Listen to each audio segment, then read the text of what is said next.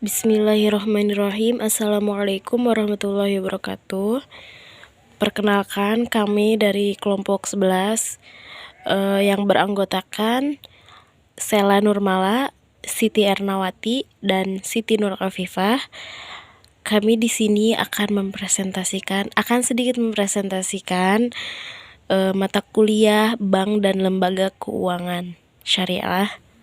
Saya persilahkan kepada rekan saya. Di sini saya akan sedikit menyampaikan tentang perusahaan asuransi. Nah, yang pertama itu pengertian asuransi. Apa sih pengertian asuransi? Nah, di Indonesia pengertian asuransi menurut Undang-Undang Nomor 1 Tahun 1992 tentang usaha asuransi adalah asuransi atau pertanggungan adalah perjanjian antara dua belah pihak atau lebih, dengan mana pihak penanggung mengikatkan kepada tertanggung dengan menerima premi asuransi untuk memberikan pergantian kepada tertanggung karena kerugian, kerusakan, atau kehilangan keuntungan yang diharapkan, atau tertanggung jawab hukum kepada pihak ketiga yang mungkin akan diderita tertanggung yang timbul dari suatu peristiwa yang tidak pasti, atau untuk memberikan suatu pembayaran yang didasarkan atas meninggalnya atau hidupnya seseorang yang dipertanggungkan. Nah, selanjutnya dalam perjanjian asuransi di mana tertanggung dan penanggung memikat suatu perjanjian tentang hak dan perjanjian masing-masing. Perusahaan asuransi membebankan sejumlah premi yang harus dibayar oleh tertanggung. Premi yang harus dibayar sebelumnya sudah ditaksirkan terlebih dahulu atau diperhitungkan dengan nilai risiko yang dihadapi. Semakin besar risiko, maka semakin besar pula premi yang harus dibayar dan sebaliknya. Yang kedua ada perkembangan asuransi di Indonesia. Asal mula kegiatan asuransi yang dijalankan oleh di Indonesia merupakan kelanjutan asuransi yang ditinggalkan oleh pemerintahan Hindia Belanda. Sedangkan peraturan pemerintahan Indonesia yang mengatur tentang premi asuransi baru dikeluarkan pada tahun 1973 dengan keluarnya surat keputusan Menteri Keuangan pada waktu itu. Nah, akan tetapi peraturan Menteri Keuangan ini kemudian tidak lagi berlaku karena dikeluarkan kembali Undang-Undang Nomor 2 Tahun 1992 tentang usaha perasuransian di Indonesia dan Peraturan Pemerintah Nomor 73 Tahun 1992 tentang penyelenggaraan usaha perasuransian. Selanjutnya ada jenis-jenis asuransi. Yang pertama itu jenis-jenis asuransi dilihat dari segi fungsinya. Yang pertama ada asuransi kerugian. Asuransi kerugian sendiri terdapat dalam Undang-Undang Nomor 2 Tahun 1992 tentang usaha asuransi, menjelaskan bahwa asuransi kerugian menjalankan usaha memberikan jasa untuk menanggulangi suatu resiko atas kerugian, kehilangan manfaat, dan tanggung jawab hukum kepada pihak ketiga dari suatu peristiwa yang tidak pasti. Nah, jenis asuransi ini tidak diperkenankan melakukan usaha di luar asuransi kerugian dan reasuransi. Kemudian yang termasuk dalam asuransi kerugian adalah sebagai berikut. Yang pertama ada asuransi kebakaran, meliputi kebakaran, peledakan, terkena petir, kecelakaan kapal terbang, dan lain sebagainya. Yang kedua ada asuransi pengangkutan. Nah, asuransi pengangkutan meliputi marine hull policy, yang kedua ada marine cargo policy, yang ketiga ada freight fight. Nah, selanjutnya ada asuransi aneka. Asuransi aneka yaitu asuransi yang tidak termasuk ke dalam asuransi kebakaran dan asuransi pengangkutan. Contohnya itu seperti asuransi kendaraan bermotor, kecelakaan diri, pencurian, dan lain sebagainya. Selanjutnya ada asuransi jiwa. Asuransi jiwa merupakan perusahaan yang memberikan jasa asuransi dalam penanggungan terhadap risiko yang dihadapi oleh perusahaan asuransi kerugian. Jenis asuransi ini sering disebut asuransi jiwa. Nah, asuransi jiwa terdiri dari asuransi berjangka, asuransi tabungan, asuransi seumur hidup, dan anuitas atau annuity contract insurance. Nah, yang ketiga ada reasuransi. Reasuransi merupakan perusahaan yang memberikan jasa asuransi dalam penanggungan ulang terhadap resiko yang dihadapi oleh perusahaan asuransi kerugian. Jenis asuransi ini dapat digolongkan menjadi tiga, yaitu bentuk treaty, yang kedua bentuk fakultatif, dan yang ketiga kombinasi dari keduanya. Selanjutnya jenis asuransi dilihat dari segi kepemilikannya. Ya, yang pertama itu ada asuransi milik pemerintah. Nah, asuransi milik pemerintah itu saham sepenuhnya itu milik pemerintah nasional. Nah, yang kedua ada asuransi milik swasta nasional. Jadi asuransi milik swasta nasional ini kepemilikan sahamnya sepenuhnya dimiliki oleh swasta nasional. Nah, sehingga dalam pembagian sahamnya itu merupakan siapa yang memiliki suara terbanyak dalam rapat umum. Yang ketiga ada asuransi milik perusahaan asing. Untuk asuransi milik perusahaan asing ini sendiri biasanya beroperasi di Indonesia hanyalah sekedar untuk beroperasi saja dan merupakan cabang dari negara-negara lain, dan jelas kepemilikannya pun dimiliki oleh pihak asing. Dan yang terakhir adalah asuransi milik campuran. Asuransi milik campuran adalah asuransi yang sahamnya dimiliki oleh antara swasta nasional dan pihak asing. Selanjutnya ada keuntungan asuransi. Nah, keuntungan dari usaha asuransi itu yang pertama dilihat dari bagi perusahaan. Bagi perusahaan, keuntungan asuransi dapat berasal dari premi yang diberikan oleh nasabah, dan yang kedua berasal dari penyertaan modal dari perusahaan lain, dan yang ketiga itu hasil dari bunga dari investasi di surat-surat berharga. Nah, bagi nasabah sendiri, asuransi dapat memberikan keuntungan. Yang pertama memberikan rasa aman, yang kedua merupakan simpanan yang pada saat jatuh tempo dapat ditarik kembali. Yang ketiga terhindar dari resiko kerugian ataupun kehilangan. Yang selanjutnya adalah memperoleh penghasilan di masa yang akan datang, dan yang terakhir adalah memperoleh penggantian akibat kerusakan ataupun kehilangan tersebut. Nah, selanjutnya ada prinsip-prinsip asuransi.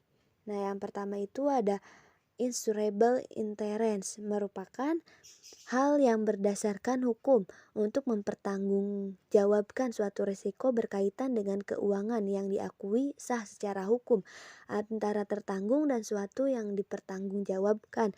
Dan yang kedua ada utmost good faith atau itikat baik. Dalam penetapan setiap suatu kontrak haruslah didasarkan kepada itikat baik antara tertanggung dan penanggung mengenai seluruh informasi baik material maupun unmaterial.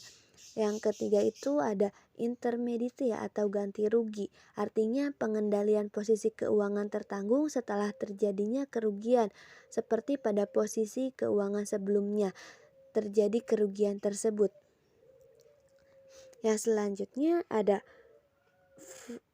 proximate cause. Nah, yaitu suatu sebab aktif efisiensi yang mengakibatkan terjadinya suatu peristiwa secara berantai atau berurutan dan intervensi kekuatan lainnya. Selanjutnya ada subrogation. Nah, subrogation adalah hak penanggungan yang telah diberikan ganti rugi kepada tertanggung untuk menentukan pihak lain yang mengakibatkan kepentingan asuransinya mengalami suatu peristiwa kerugian. Artinya dengan prinsip ini penggantian kerugian tidak mungkin lebih besar dari kerugian yang benar-benar dideritanya. Dan yang terakhir itu ada contribution. Nah, contribution adalah suatu prinsip di mana penanggung berhak mengajak penanggung-penanggung lainnya yang memiliki kepentingan yang sama. Selanjutnya akan saya bacakan, yaitu anjak piutang atau factoring.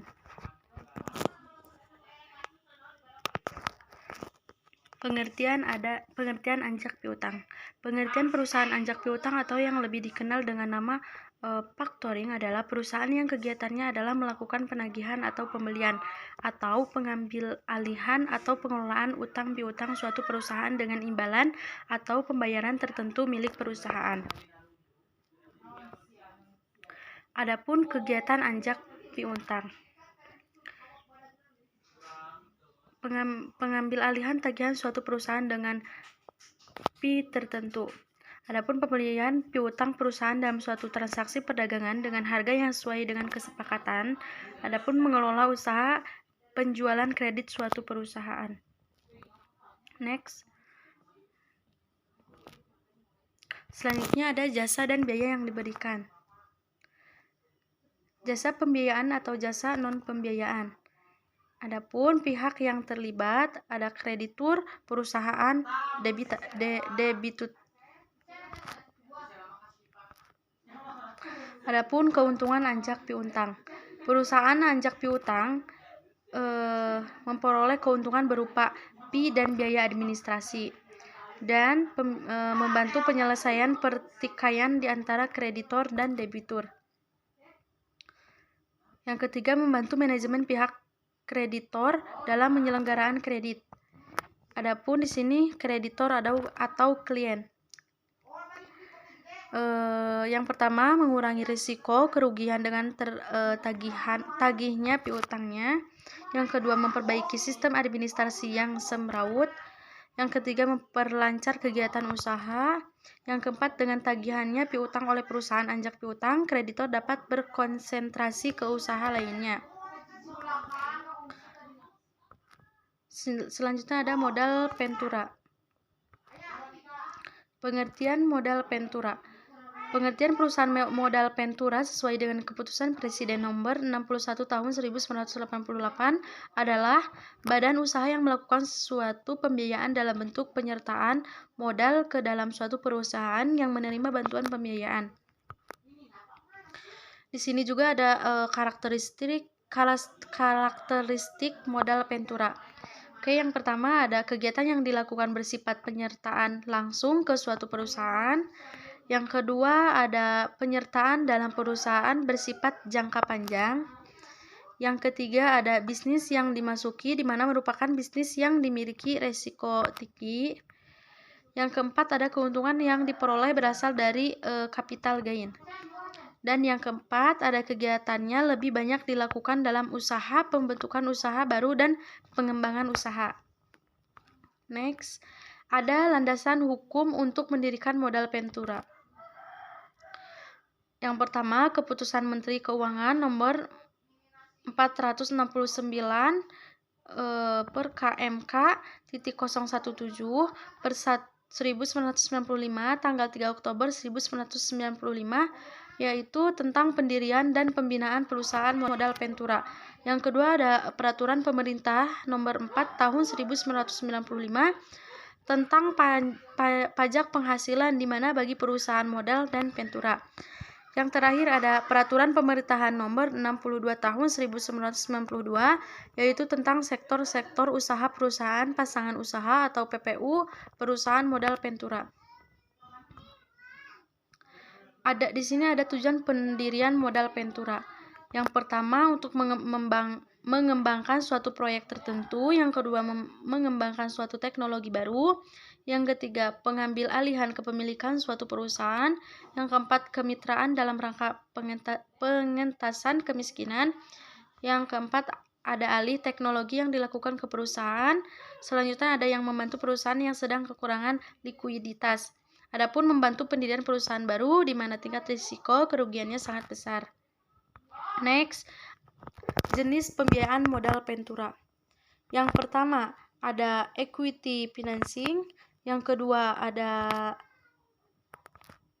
semi equity finansial, yang ketiga ada mendirikan perusahaan baru, yang keempat ada basil atau bagi hasil. Sekian dan terima kasih dari kelompok kami. Kurang lebihnya mohon maaf. Wabillahi taufiq wal hidayah. Wassalamualaikum warahmatullahi wabarakatuh.